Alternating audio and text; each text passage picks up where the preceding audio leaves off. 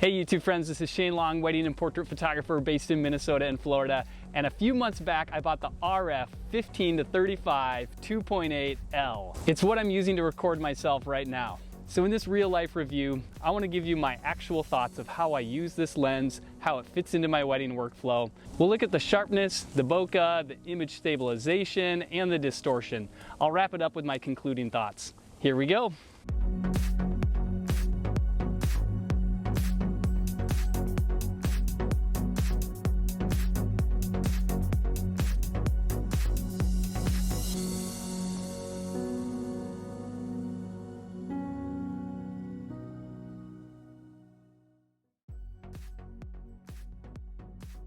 A little bit about me. I'm primarily a wedding photographer. I photograph with two Canon R5s using a hold-fast camera gear strap. I use a 15-35 typically on one side and either my 50mm 1.2 or my RF 85mm 1.2 on the other side. That gives me both the versatility of the zoom lens and it gives me the unique background blur of the prime lenses. The getting ready rooms are often small rooms where group portraits need to happen. 24mm, like on a typical 24-70, sometimes isn't wide enough for me. Here's video taken at 15mm. And now you can see the difference. Here's video taken at 24mm, and here's video taken at 35mm. So the difference between 35, 24, and 15. Sometimes 15 is just that extra reach that you need. For the last 10 years, I've been using the Canon EF 17-40. I loved that it was inexpensive and lightweight. But with the resolution of the Canon R5, it was starting to show its softness at f4. And there were times where f4 just didn't let in enough light. So I sold the Canon 17-40 and spent the extra money to buy the RF 15-35 2.8L. I call the 15-35 my context lens. It allows me to tell the story of the context of wherever I am. It's typically the lens I have on at the beginning of the day so that I can get a photo of the whole venue and then I can go inside and get photos of the individual rooms. All right, just showing up at today's venue, the Van Dusen Mansion. It's gonna be the perfect venue to really make use of my 15-35. Here is how wide the video is on my iPhone, and then here is how wide it is on my 15-35 at 15mm. It captures the context both outside and inside with such beauty. During family portraits, this lens is great for large and medium-sized groups.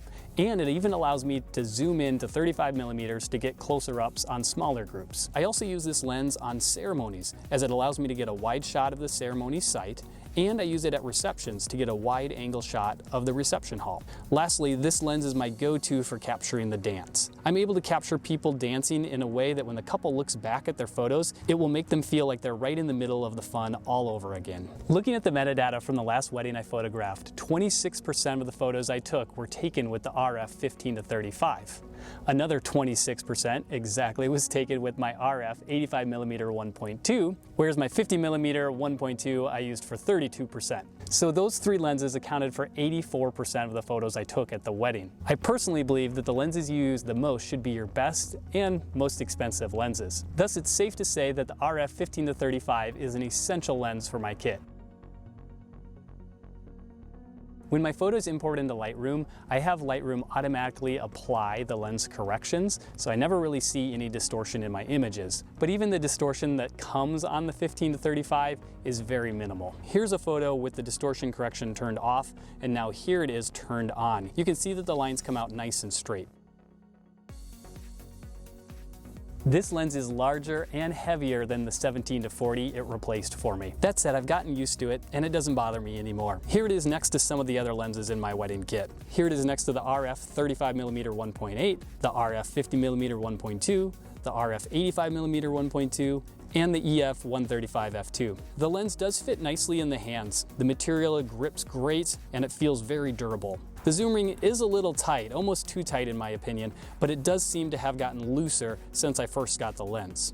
The hood is included, but I usually take it off because if I'm using the flash during the dance, if I photograph with the lens at 15mm, the flash casts a shadow off the hood onto the floor and onto the subject. Now let's look at the sharpness of this lens. This lens is super sharp, even at 15mm at f2.8. Here's a straight out of camera photo taken of me at f2.8. The subject remains sharp, even into the corners. This is a big step up from the 17-40, which was soft at f4, especially in the corners. It's truly remarkable what Canon has done over the last few years with their wide-angle lenses. We just didn't see this image quality 10 years ago. Now here's the same photo stopped down to f4. The resolution actually doesn't change too much, which really speaks to how sharp it was wide open. Both are sharp in the center of the frame, and if we follow this tree up, both are sharp at the top edge of the photo, with the f4 being a little bit sharper. Even the vignetting seems to be well controlled at f2.8, and it's almost all gone by f4. Again, truly remarkable for such a wide-angle lens. Now let's look at 35mm. For comparison, I put on my RF 35mm and shot at f1.8. Both images have similar sharpness, and even when I stop the prime lens down to 2.8, they look pretty similar. Again, the RF 15-35 is already really sharp, so it even holds its own against stopped down prime lenses. One thing this lens does really well is handle lens flare. Here are two images I took on an engagement session. The one on the left was taken with the RF 50mm 1.2. And although the background blurs out very nicely, the front element of the lens caught some direct sun rays. This washed out the image with flare. And though I was able to bring back some of the contrast in Lightroom, it still didn't have the same contrasty look that the RF 15-35 had. That lens came out with plenty of contrast, no flare. The image looks beautiful with that nice pop to it, which is what I'm going for in my style. Even though the sun was shining directly onto the front element like the 50mm, the contrast wasn't any way washed out by the flare. It's a similar story with ghosting. The artifacts that are made when the sun shines directly onto the lens are very well controlled. As noted here in this video, you can see very little artifacts or dots. This is very important for me when I'm doing group shots on a wedding day outside because I don't want any of those little artifacts showing up on one of the subject's faces.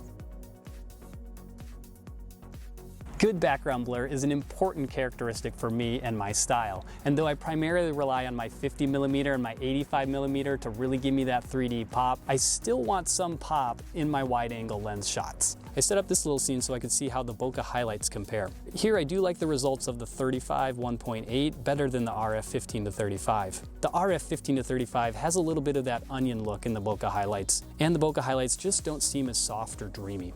But again, when I'm using the 15-35, it isn't for the bokeh, it's more for the versatility. It's worth noting here that the field of view does seem slightly different between the two lenses at 35mm when I was this close to the subject. The fox seems a little more stretched out and slightly larger in the 15-35 image, even though the camera was the exact same distance to the subject. While we're here, let's compare the background blur. I was curious if I was losing a lot of that 3D pop when I used my 15-35 instead of my RF 1.8. I was actually kind of surprised in this image that there wasn't more background blur on the 1.8 image than the 2.8 image. All right, here are two video clips now taken with the two lenses at their widest apertures so you could see the background blur side by side. I was just curious how the bokeh compared in a video clip.